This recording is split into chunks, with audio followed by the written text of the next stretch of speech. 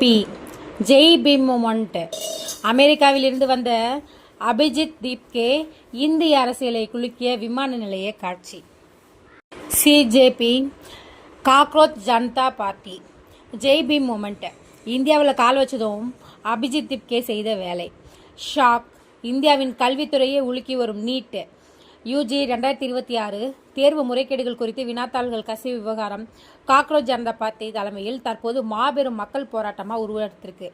இந்த போராட்டத்தை வழிநடத்த சிஜேபி கட்சி தலைவர் அபிஜித் தீப்கே அமெரிக்காவில் இருந்து இந்தியா வந்ததும் விமான நிலையத்திலே ஜெய் பீம் மூமெண்ட் உருவானது மூலம் பெரும் பரபரப்பை ஏற்படுத்திச்சு.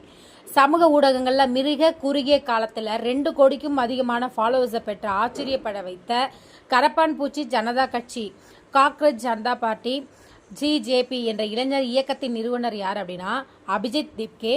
இவர் அமெரிக்காவின் பாஸ்டன் நகரில் இருந்து நேற்றுக்கு டெல்லி இந்திரா காந்தி சர்வதேச விமான நிலையத்துக்கு வந்திருந்தார்.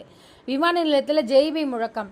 அமெரிக்காவின் பாஸ்டன் பல்கலைக்கழகத்தில் படித்து வரும் 30 வயதான அபிஜித் தீப்கே இந்தியாவுக்கு புறப்படும் முன்பே ஜூன் 6ஆம் தேதி டெல்லியில் மெகா போராட்டம் நடத்த போவதாக சொல்லியிருந்தார். அவர் டெல்லி விமான நிலையத்தில் வந்திறங்கிய போது இந்திய அரசியல் சாசனத்தின் தந்தை டாக்டர் BR அம்பேத்கரின் சுயசரிதை புத்தகத்தை கையில் ஏந்தியபடி விமான நிலையத்தை விட்டு வெளியே வந்து பலத்த பாதுகாப்புடன் நடந்தார்.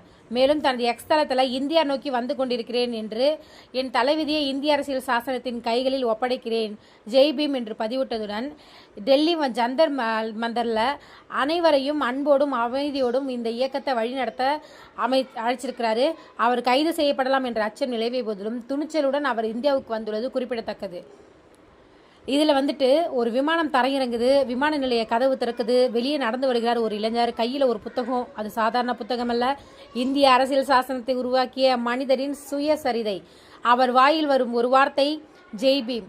இந்த ஒரு தருணம் இந்திய அரசியலில் புதிய அத்தியாயமா அல்லது ஒரு புதிய புரட்சியின் தொடக்கமா அப்படிங்கிறதான் இந்த வீடியோவில் பார்த்துட்ருக்கோம். அபிஜித் தீப்கே யார் இவர்? ஏன் இவரை சுற்றி இவ்வளவு பரபரப்பு? ஏன் விமான நிலையமே போராட்ட மேடையாக மாறினுச்சு அப்படிங்கிறத நம்ம பார்க்குறோம். சமூக ஊடகங்களில் ஒரு கட்சி உருவாக சில வருஷங்கள் தேவையில்லை. ஒரு கருத்து வைரலானா போகணும். அதுதான் நீங்கள் நடந்துட்டுருக்கு. சில மாதங்களுக்கு முன்பு வரை இந்த பெயரை பெரும்பாலானோர் கேட்டுருக்க கூட வாய்ப்பு இல்லை. சில மாதங்களுக்கு முன்பு வரை இந்த பெயரை பெரும்பாலானோர் கேட்டிருக்க கூட வாய்ப்பில்லை. ஆனால் இன்றைக்கி 2 கோடிக்கு அதிகமான மக்கள் சமூக ஊடகங்களில் பின்தொடர்றாங்க. 30 வயசு, அமெரிக்காவின் பாஸ்டனில் கல்வி, இளைஞர்களிடையே மிகப்பெரிய ஆதரவு. இவர் தொடங்கிய இயக்கத்தின் பெயர் காக்ரோச் ஜனதா பார்ட்டி, சுருக்கமாக சிஜேபி. ஏன் இந்த பெயர்னா பலர் கேட்ட கேள்வி, ஏன் கரப்பான் பூச்சி கட்சி? அதற்கான பதில் அவர்களின் சிந்தனையில் தான் இருக்கிறது. கரப்பான் பூச்சி எவ்வளவு அழுத்தம் வந்தாலும் வாழ்ந்துவிடும், எவ்வளவு அடித்தாலும் மறுபடியும் எழும். அதே போல சாதாரண மக்கள், அழுத்தப்பட்ட இளைஞர்கள், தேர்வு முறைகளால் பாதிக்கப்பட்ட மாணவர்கள் அவர்களின் சின்னமாக இதை எடுத்ததாக சொல்லப்படுது.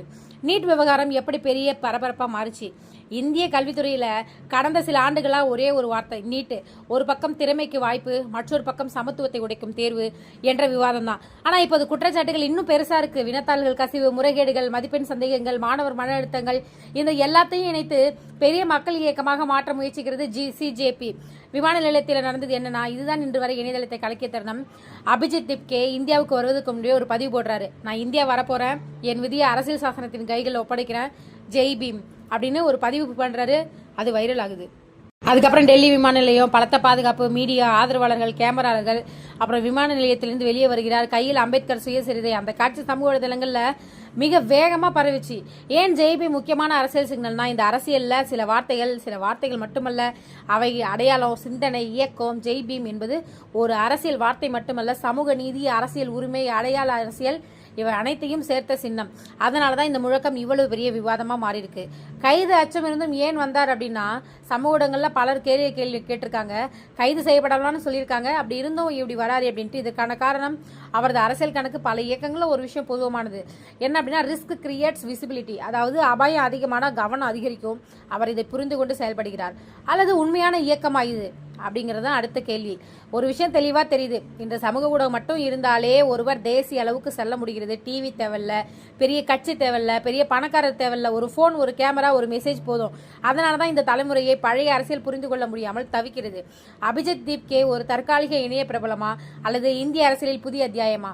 சிஜேபி ஒரு மீமா அல்லது எதிர்கால இயக்கமா? உங்கள் கருத்து என்னன்னு மறக்காம கமெண்ட்ல சொல்லுங்க. தேங்க்யூ.